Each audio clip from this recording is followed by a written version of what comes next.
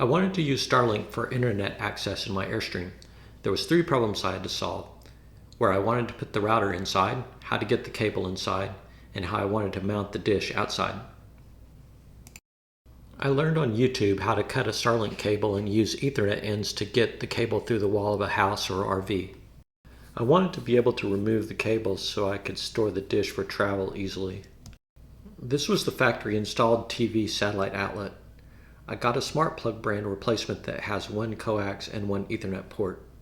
It was an exact size replacement for the TV satellite port.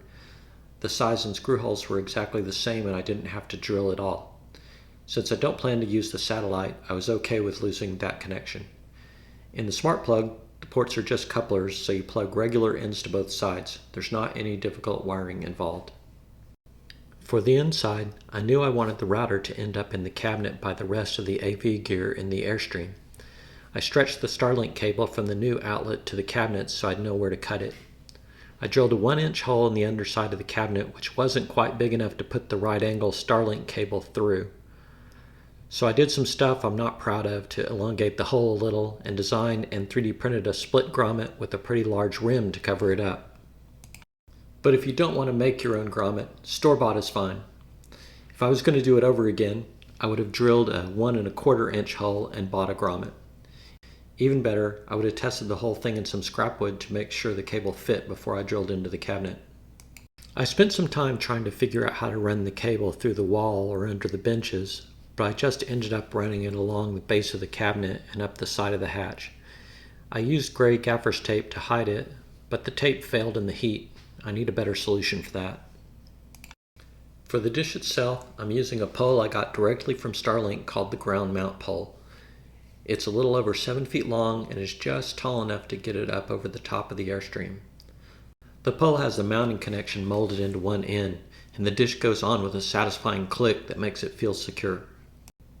I used some clamps that are made to secure things like lights onto tube steel for trucks. I saw this on a YouTube channel that I'll link in the description.